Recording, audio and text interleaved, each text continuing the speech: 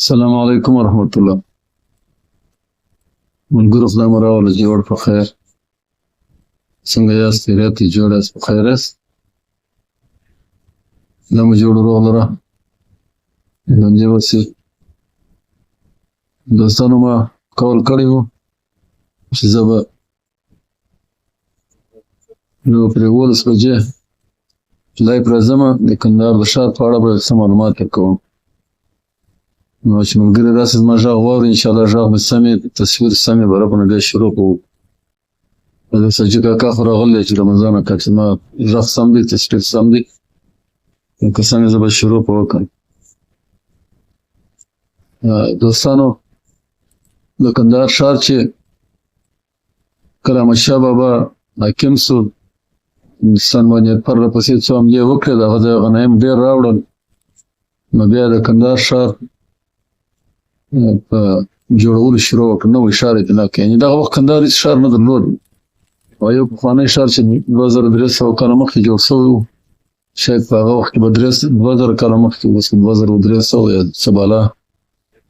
نو احمدشاه بابا غوښتل چې یو ښه ښار په کندهار کې آباد کړي ولې دارالخلافه په نامه هم کندهار ایجادوي. نو بیا احمدشاه بابا دغه اوسنی ښار چې پر دغه ځای دی دغه یې نومره د تاداو کښېښ شوی په هغه وخت کې چې د ښه غنایم د هندوستان څخه راوړل د دې ښار تاداو یې کښېښ شوی. ښار باندې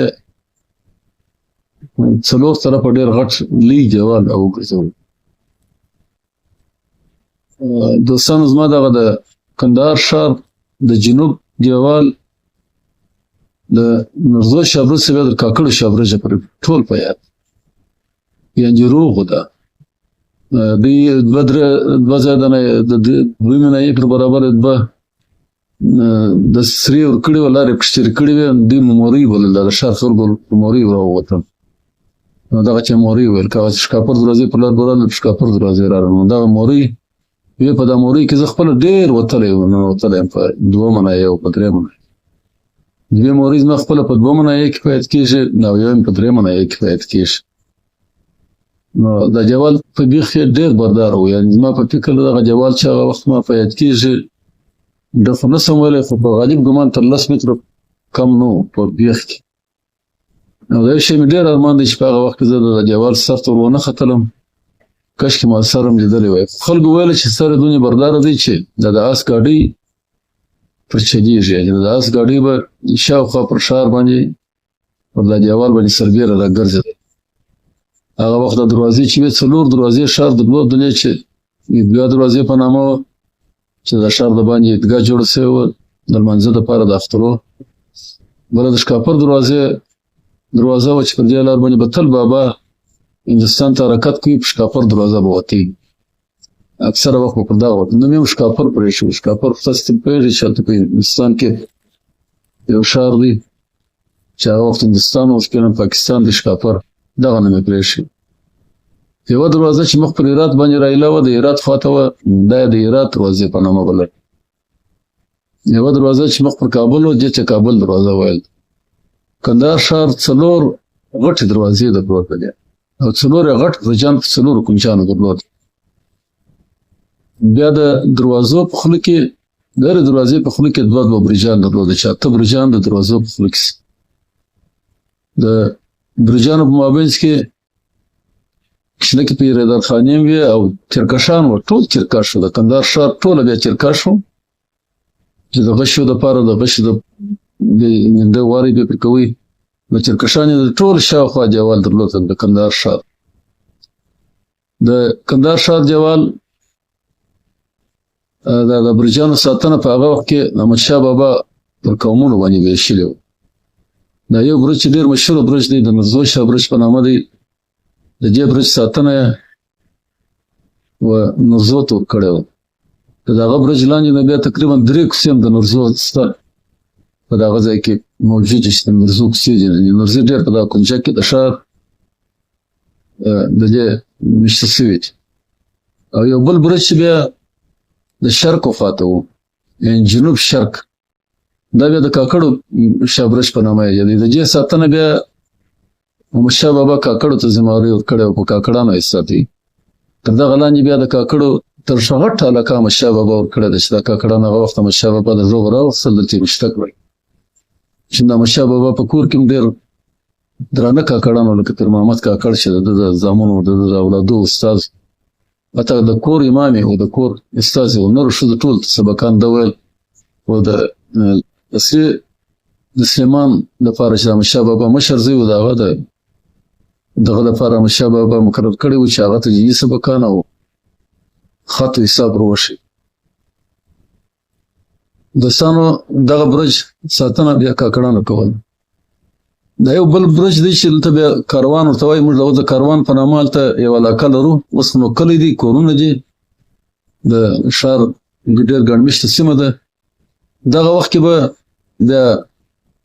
د کاروانونو چې به کله راتلل پخوا داسې معمول و د ښار دروازې به ماښام تړل کېدل یعنې د ښار دروازې به کلف شي بیا نه خلاصېدلې تر سهاره نو کله چې به د قافلې راتلې د شپې به رارسېدلې هغه که به د ښار دروازې خلاصې هم وي د ښار د باندې په د کاروان کې اړول بیا به خلک ورتلله د دغه قافلو څخه بیا خپله د وړ سودا چې د دوی په کار وه هغه قافلې اکثره په هغه وخت کې د ملتان او هغه ځای څخه راتللې بیا به د دې حتی د منځنۍ اسیا څخه د ملتانه پورې د قافلې بیا مالونه بیا راوړل یا بیا د جیفه وړل بیا به د کاروان په نامه چې د علاقه ده د کاروانونو به د دې ویشته کېدله د کاروان په دغه خاطر ورته وایي د کاروان سره مې یو برج و متاسفانه چې د دغه برج په باره کې معلومات نه لرم چې د دې ساتنه یې په چا کوله دلته به دوستان یي که هغو ته بیا معلومات و هغه دې به په کمنټ کې ولیکي او یو بل برج و چې د شمال غرب په طرف کې و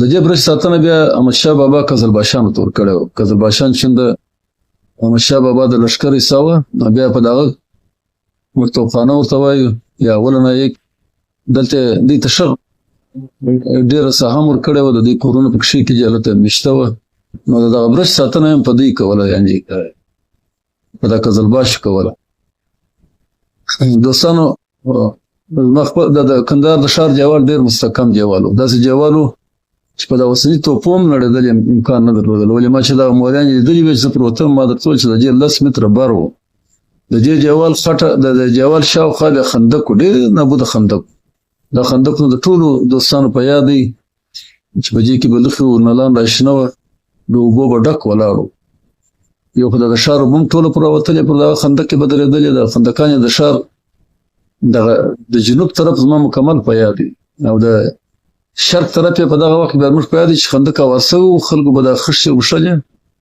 د دیوال هاخوا ته خښتې یې مښلې بیا د خښتې د کورو چې به چا خټې کولې د عمومي خښتې به مښلې دلته بیا جوړولې کورو ته به وړلې خرڅولې بیا دا خندق ډک سوی و دا یو د جنوب خندق زموږ په یاد دی دا خندق یې نو هغسې ولاړ و پاته و دا نور خندقان مو نه دي په یاد او د شرق به مې درته وویل چې هغه هم تقریبا نیم اوار و خو اوبه نه وې پکښې ولاړې خلکو د خښتو میدانونه ځینې جوړ کړي وو د دې به د خرکاران وو هغه د خښتې بیا کورو ته وړلې او د شمال و د غرب طرف ته زما خپله دا خندق نه دی په یاد د شرق طرف دیوال یې چې د کاکړو شابرج څخه بیا مخ داسې پر شمال باندې پورته سوی و دا دیوال مې تقریبا 50% په یاد دی چې 50% دا دیوال هم روغ و په خاصه توګه دغه د کابل دروازې لاندې د کاکړو شابرج پورې دا دیوال هم روغ و یو لږ څه بالا چې بیا تللی وای لوړې خواته د شمال خواته د کابل دروازې څخه دلته مې څو ټوټې روغې وې چې ما د سیند خلکو به په یاد چې دلته به بیا سکاره و د شنده دیوال د باندې خواته خرڅېدله د دیوال دغه وخت لا هم روغ و دا ما په یاد نور هغه د شمال دیوال او د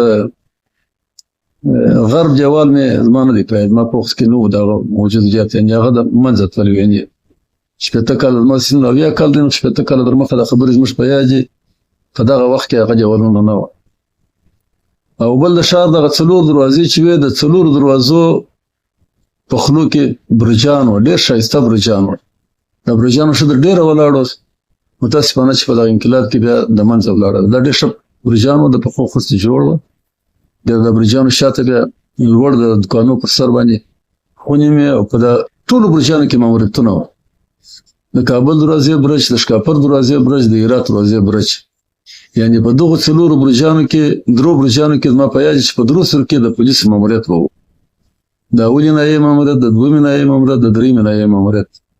دا به دغه برجانو کې به دا زموږ په یاد دي چې دا زموږ په وخت کې هم دغه شیان وه. دا برجان په دغه ځای کې موقعیت درلودی.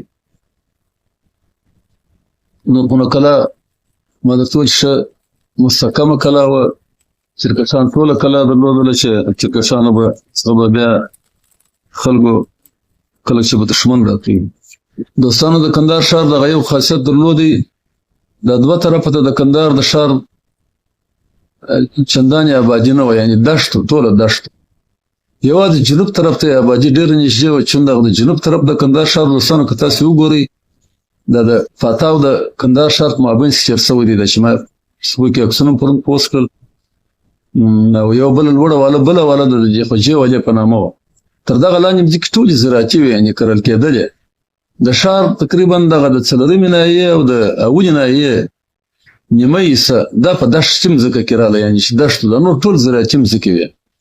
نو د دغو طرفو ته د جنوب طرف ته کلي وو، کورونه وو، باغونه شنه ډېر وه. دښمن چې به کله پر دې خوا باندې دغه کوي، تجاوز کوي، د دغې خوا باندې به دوی ډېر کوښښ کوي چې راسي. نو دغه یې په دغه خاطر دغه کاکړو او نورزو ته ورکړي وې چې دوی د دغه ښار څخه ښه مستحکمه دفاع وکړي. د شمال طرف ته چې ما ویل دغه حصه چې قزلباشان تور کړی وو، هلته هېڅ خطر هم موجود نه و، ولې ټول دښتو. دښمن پر ښویې مځکه باندې تاسې پوهېږئ چې په ښویې مځکه باندې دښمن هېڅ نشي کولی. دښمن خو حتما دغې خوا څخه دغه کوي چې هلته دی کمین نیولی سي، ځان پټولی سي، سترېخپا ولري یا د عسکري په لحاظ. دا د کندهار ښار د دیوال هغه یو څه دغه وه. دوستانو د کندهار په ښار کې احمدشاه بابا د کندهار ټول قومونه چې په لر بر پښتونخوا کې وه، یعنې هېڅ قوم یې پرې نه ښه وویشتل چې رانوستل په دغه ښار کې کورونه او کوڅې ورنه کړلې. حتی د پېښوره یې سبزیان راوستل، دلته کوڅې او کورونه او ځایونه ورکړل. د پېښوره څخه درلودله د پرملیانو په نامه یو طایفه وه، د دوبیانو په نامه وه، د معمارانو په نامه وه، دا ټول چې خپل په نامه کوڅې ورکړلې. حتی په هغه وخت کې د هندوستان څخه د موسیقي خلک راوستل چې په کندهار کې مسلیان ورته وایي، ګرچې ډېر ښه هنرمندان وه، هغو ته کوڅه ورکړه د مسلیانو په نامه. کوڅه د اوس هم شته، د شکاپر دروازې په کلا فصل کې د هندوستانو به لیدلي. په دویمه ناحیې او درېیمه ناحیې کې دغه قومونه ډېر مېشته شول، دا ما چې نومونه درته واخیستل. د ښار اکثره کسبونه دوکاندارۍ دغو خلکو کولې، یعنې دا خلک ډېر خورکش زحمتکش خلک وه چې راله احمدشاه بابا دوکانونه هم ورکړل، کورونه یې هم ورکړل. نو بیا د ښار کسبونه دوی کول. پښتنو یوازې خاني کوله، پښتنو به باغونه او مځکې درلودلې، بس راتلل به وړلو چښل. هغه سرمایه چې بیا په کال کې اصول واخیستئ، هغه بیا دغو خلکو ته ورکړه. احمدشاه بابا ډېر هندوان راوستله، د کندهار په ښار کې مېشته کړل.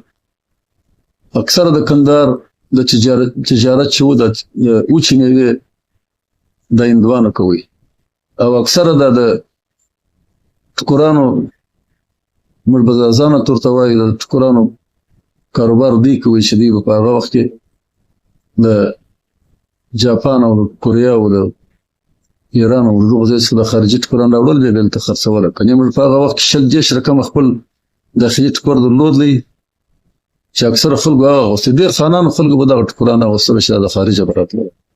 یعنې موږ د هغه معادل ټوکر د دې درلودی، ګرچې کیفیت ښه نه و، خو درلودی موږ خودکفا وو د ټوکر د نیاز څخه. موږ ډېرې غټې غټې فابریکې درلودلې. هغه ورځ ذکر کړی و، د ګلبار په فابریکه کې 50,000 کارګرانو د ورځې 50,000 کارګرانو د شپې کار کوي په یوه فابریکه کې. نو تاسې خپله فکر وکړئ د دې به تولید څومره و. نو هندوان هم احمدشاه بابا راوستل. ما په یاد زموږ خپله د پلار جایداد درلودی، د انګورو باغونه مو درلودلې په کلوکان کې، په سالیان کې. کله چې به زموږ پلار اصول واخیستې، دغه پیسې به یې ټولې دا د هرات بازار کې تصدیق درملتون به د دوستانو په یاد د نظرجان د سرای پر مخامخ دلته هندوان وه، لالو جمو په نامه وه، پلار یې لکو نومېدی. د دغه زامن د لالو جمو ته به یې دا پیسې کښېښولې، هغو به د هندوستانو دغه تجارت به کوي. ده چې به په کار کېدلې بس 5,000 او 3,000 او 2,000 خوله بیا به یې اصولو ځان په ورسوي. د هغه زموږ د پلار داسې اشنایان وه، زموږ هر غم شادي ته به راتلل. موږ فکر نه کوو، موږ دا زموږ خپلوان دي، داسې ورته معلومېدله په هغه وخت کې شیان. دوی به زموږ د پلار لاسونه مورمچول، پلار اختر و غم شادي ته به ډېر راتلله، ډېر دغه یې کول. خو یو څه ګټم پکښې کې وه بیا خلک وفادار هم وه. نو هندوان هم راوستلل چې ډېر ساه ورکړه. په دې اخره کې زموږ د هندوانو تعداد په کندهار کې 1000 کورو ته ورسېدی. کله چې دغه د ثور کودتا راتلله د کندهار هندوان د 1000 کورو په شاوخوا کې وه. تقریبا د کندهار د ښار د باندې په ښارونو کې ډېرې کوټې دی درلودې او په مالجات کې که درته ووایم چې تر 30-40 باغه دا 20 لوکس باغونه او په زرهاو جریبه مځکې د دې درلودې د کندهار په جنوب په ارغنداو په ارغنداب سیمه مقصد د چارباغ او چارداني او د مالجات دلته بیخي ډېر جایدادونه هندوان درلود. ښار په شاوخوا کې بیخي ډېر جایدادونه متاسفانه چې هغه د دوی د ثور د کودتا وروسته اکثره غصب شول، اکثره غصبینو تر اوسه هم په لاس کې دي، بیا نو لاس پر لاس سره خاص شول. نو د هندوانو تعداد دغه وخت 1000 کورو ته رسېدی او ډېر ښه راشه درشه یې درلودل.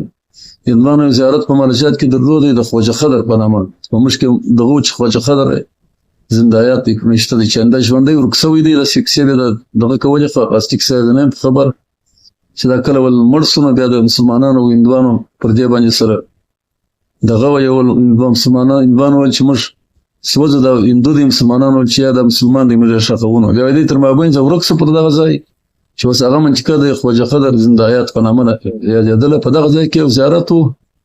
هندوانو به دغه د سرطان په میاشت کې اوس موږ دغه میاشت کې دلته یوه هفته داسې میلې جوړولې چې تر سهاره بیا سازونه و میلې وې د خدای مخلوق ورته راتلي. حتی په زرهاو انسانان به راتلله دلته تر سهاره به د هندوانو میلې وې. ښه ډوډۍ موډۍ و خیراتونه هم د هندوانو کوله. هندوان ماړه و ډېر ماړه د زیارت یې ډېر ښه پالئ. زیارت یې اوس هم هغه زیارت ستا خو لاندې دلته یو چینه مو خپله لیدلی دی. بیا د مجاهدینو وطاق پکښې کې و. خو د دوی په وخت کې ډېر د ساحه آباده وه. ډېره نوره خالصه مځکه هم درلوده د زیارت د باندې چمنانو ساحې او درختې چې هغه اوس اکثره غصب سوي دي. دا د هندوانو دغه و د هندوانو زیارت. هندوانو ډېر پالئ. خو ما درته وویل چې دواړه یې دعوه کول نو هندوانو ډېر پالئ. نو مننه کاکړ صاحب، کاکړي صاحب، اسحاق صاحب. دوستانو احمدشاه بابا په خاصه توګه په ډېر عادلانه توګه دا کوڅې تقسیم کړلې چې هر قوم ته یې ورکړلې. دا د درب غنزه صاحب جامه چې دلته یوه کوڅه ساګزو ته ورکړله. دا کوڅه تر اوسه هم د مدد خان په نامه ده. دغه جامه هم د مدد خان په نامه وه. دا چې چون ملا درب اخوند ډېر یو ښه مبلغ او یو ډېر مشهور عالم تېر سو بیا نو خلکو د درب غنزه جامه بولل کنیا د مدد خان په نامه ده. دا کوڅه کې زما کور دی. اکوالی هم اوس هم نشته دی. ګذر مدد خان نشته دی. یعنې دا کوڅې ساګزه یعنې ټولو قومو ته یې ورکړلې. نو اوس که ټوله زه یادوم فکر نه کوم چې زه یادم کوم رڅفیر به مې هېڅ قوم یې بې برخې پرې نه شوی چې په دغه ساحه کې یې ورنه کړلې.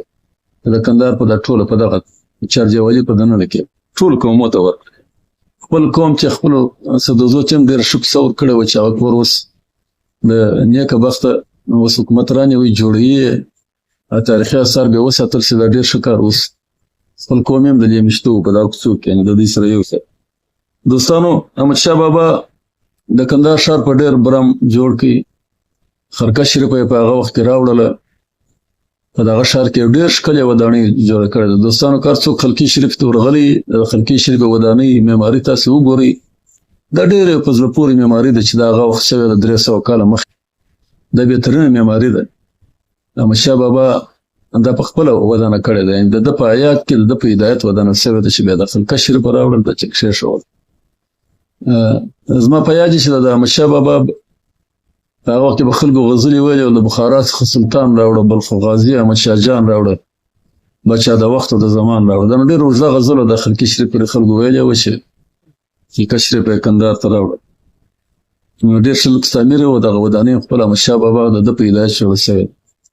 احمدشاه بابا د ښارو سره ډېره مینه درلودله. یعنې خپله د ښارو په ودانۍ کې ډېر تکړه و، ډېر خوند یې ورکوي. په دغه کې راغلي دي چې د حیدرآباد ښار چې کله نور دی په سند کې واقع دی، دا احمدشاه بابا په خپل وخت کې ودان کړی. یعنې تاده او خښته یې ده کښېښول. دا چې بیا په مرور د زمان پسې غټ سو یا ډېر سو. او په افغانستان کې د سمنګان ښار یو خو د کندهار ښار دی چې دا خو احمدشاهي ښار دی چې هغه سره چې ښار موجود نه و دا د جوړ کړي. په د سمنګان ښار هم نه پوهېږم چې دا اوسنی ښار دی که بل زوړ ښار هلته شته که خلک سمنګان کې ولد دي. په تاریخو کې راغلي دي چې دا ښار هم احمدشاه بابا ودان کړي. یعنې د ده په بچي کې ودان شو، د ده په هدایت ودان شو. نو احمدشاه بابا د دغه سره ډېره د اباتي سره ډېره مینه درلود. احمدشاه بابا په وخت کې د خلقه شریف شکل راوړل. دوستانو د خلکو په یاد د خلقه شریف یو خو دغه سړک دی چې د ولایتو د خلقه شریف په مابینځ کې دی. یا پخوانی سړک ډېر نږدې و، د خلقه شریف ته نږدې چیر سوی و. د سیده د جواد په بغل کې نولې هم وې د اوداسه هغه دا ساحه بیا د داود خان په وخت کې بیا په دې ګډه سول. هغه سړک چې ما درته ویل هغه پخوانی و، هغه سړک بیا په خلقه شریف ګډ کړي، بیا د ولایت پورې دغه ساحه په خلقه شریف پورې مربوط کړل او ښه پارک هم پکې جوړ کړي. بیا چې پخوانی دغه هلته نږدې و، یعنې په هغه دغه کې ډېر لنډ و، یعنې خلقه شریف دغه څه تقریبا 1 متره فاصله ونه، بیا دغه سړک اوس نو د پارک په ګډ سو، د ساحه ډېره غټه سوه. په دغه وخت کې خلقه شریف یو بس درلودی. په افغانستان کې موږ 4 بسونه درلوده. بس دغه ته ویل که کله به یو چا یو غټه ګناه وکړل، یو مړی قتل به وکړي، نو دغه خلقه شریف ته به ننوتی، بیا نو دا د خلقه شریف بس چا نه سوای راایستلی، تر څو چې دی ژوندی وای په خلقه شریف کې دننه وای هېڅ چا حتی هغه دښمن هم کار نه په درلودی. یعنې دا د خلقه شریف بس و. په دا یو بس په هرات کې د خواجه عبدالله انصار صاحب و چې دې ته هم بس بابا ویل، پخوانی نوم یې بس بابا، اوس یې خواجه عبدالله انصار دی. دلته چې هم هر چا غټ جرم او ګناه وکړل زیارت ته به ننوتي، بیا نو تر هغه وخت چې ژوندی و چا به هلته کار نه، په زیارت په داخل کې د پیر په احترام د خلقه شریف په احترام چا کار نه درلودی. شکاپرک اوس هم مشایي بازارونه په نوم ډېر غټ بازار سته. بلکل ستا تاسې په خبره است. ایامل ترین صاحب وایي. او یو بس په مزار شریف کې د سخي صاحب، یعنې سخي صاحب هم په هغه وخت کې چې به چا څه ګناه کړی وای، د سخي صاحب زیارت ته به ورغلی مزار شریف کې کار څه جرم وای چا نه رایستي. دا بس تر هغه وخته پاته و کله چې امیر عبدالرحمن خان پاچا سو. امیر عبدالرحمن خان نو بیا د دې ځای بس بالا بیا چې چا به جرم وکړي دغه ځای ته به ننوتي. امیر عبدالرحمن خان نو بیا د هغه پروا نه درلودله. دا بس امیر عبدالرحمن خان په وخت کې د دروس پر ځای د ماس چا به جرم وکړي دلته به ننوتي، بیا نو هغه امیر عبدالرحمن خان په زور رایستي، بیا به د هغه خلقه شریف په مخ ته اعدام کړي، یا به مړی کړی وای، یا غلا کړی وای، یا بل کار کړی. دا بس ته دغه وخت هم د احمدشاه بابا د وخت څخه قایم و تر څو چې امیر عبدالرحمن خان پاچا کېدی، یعنې 140 کاله دغه دوام وکړي. دوستانو د ښار په باره کې فکر کوم د غونې به بس بل یاداشت ما نیولی دی که مې نه دی نیولی. دغه یو شی مې د اوسني حکومت څخه هیله او ارزو او توقع ده چې د بابا د احترام په خاطر چې هغه موږ ته یو ډېر غټ تاریخ را پرېښی دی. دغه اوسنۍ ساحه چې د احمدشاه بابا د زیارت ته چې یو طرف یې شرق طرف کې ولایت دی، د شمال طرف چې جاده ده خوا جاده مزلباغ په نامه و، جاده اوس فکر کوم د احمدشاهي جاجې په نامه یادېږي، او جنوب طرف چې د توپخانې سړک دی، شرق طرف ته د اوس نوی سړک جوړ سو، هغه د نایول کې چې د سړک را تېر سو بیا نو رالی د جاجې سره وصل سو. په دغه ساحه کې که حکومت دا یو کار وکړي د کندهار ښاروالۍ وکړي د بابا د احترام په خاطر چې دغه زاړه کورونه یا دوکانونه چې هر څه دي د ټوله استملاک کې اوارې کې بیا نو ښه ښایسته پارک ور جوړ کړي، په دې خاطر چې خلک به یو به د بابا ګنبد او د خلقه مطهره ډېر ښایسته سي او یو غټه مسجد جامع جوړه کړي. دغه مسجد جامع اوس بیخي کفایت نه کوي، دا بیخي ډېره زړه ده او ډېر برداره میلانېږي.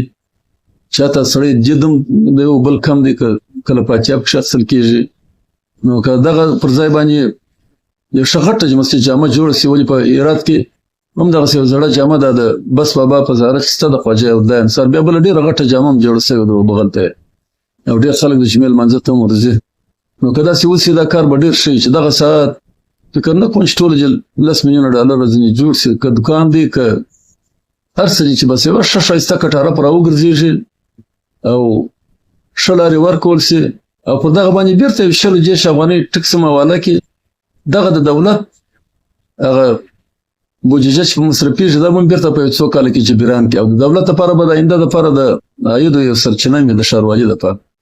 خلک به بیخي ډېر هم ورته راځي. نو که دا کار دغه وکړي د کندهار ښاروالۍ وکړي دا به بهترین کار سي او د بابا به ډېر غټ خدمت هم سوی او دولت ته به ډېره د عایداتو سرچینه او منبع هم پیدا سي. هغه د دې مصارف هم په 8 کاله 6 کاله 15 کاله ورپورې کې نور به نو بیا د عمر دپاره د زیارت ترمیم هم پکېږي، دغه د د نن د پارک او دغه دپاره به یو ډېر د بابا احترام هم پر ځای سوی د بابا حقوق هم پر ځای کړي چې بابا موږ ته ډېر افتخارات راپرېښي چې په خاصه توګه کندهار ته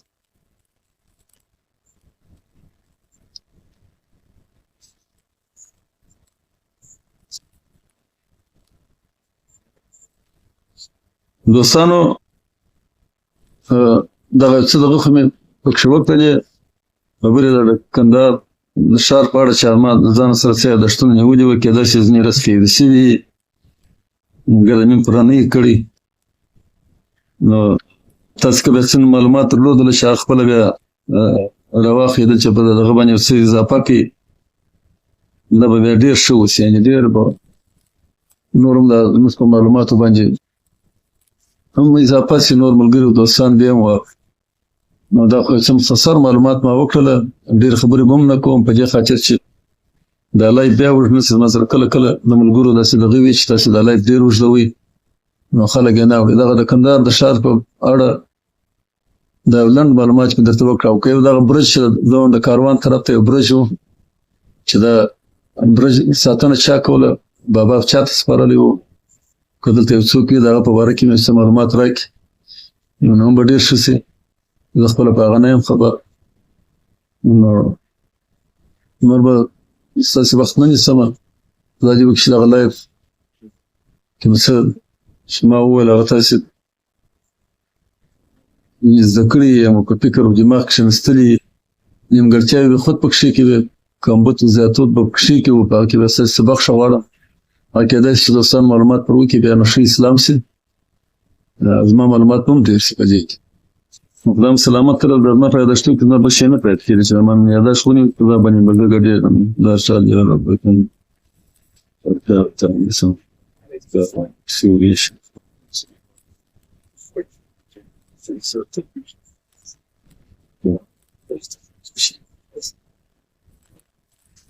د ونې یادښت چې نیولی انشاءالله خلاص شو کله چې بیا د کندهار ښار ډېر تنګ سو د کندهار ښار ساحه ډېره تنګه سوله نو بیا داود خان چې کله په کندهار کې والي و هغه یو طرحه د کندهار لپاره جوړه کړل د ښار د باندې د ښار نو نقشې او د شرق او غرب طرف ښار ته ډېر وسعت ورکوي چې دغه تقریبا د کابل د برایي پورې د شرق طرف او د ډنډ د چوکه پورې د غرب طرف دا سړکان بیا ټوله داود خان په امر چې بیا کله داود خان یار والي و بیا داود خان صدراعظم او غني خان والي و هغه بیا دغه وخت کې بیا دا شیان ډېر آبادي د غني خان والي وکړل دغه د کندهار د اوس ایجادي جوړېدل چې دا د څه کم اویا کاله مخکې جوړه سوې ده او ډېره په ښه شکل جوړه سوې ده چې حتی په هغه وخت کې داسې تعمیران موږ د افغانستان په ډېر کم ځایو کې درلودل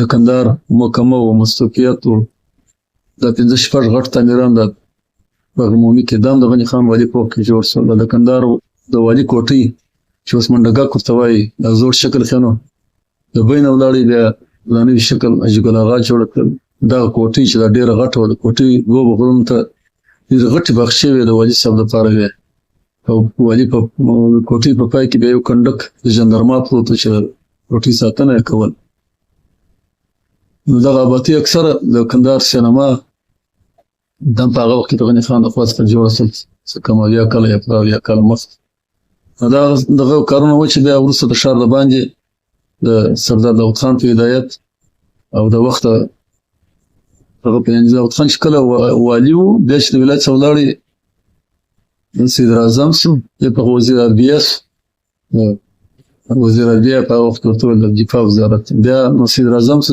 څوارلس کاله صدراعظم و دا کارونه اکثره داود خان په هدایت هغه د کندهاریانو سره ډېره مینه درلوده د کندهاریان ډېر ګران وو نو دا په هغه وخت کې وشوه نو خدای مو جوړ لره دا مو غم مه راکړه جوړ اوسئ سلامت سئ ښه شپه ښه وخت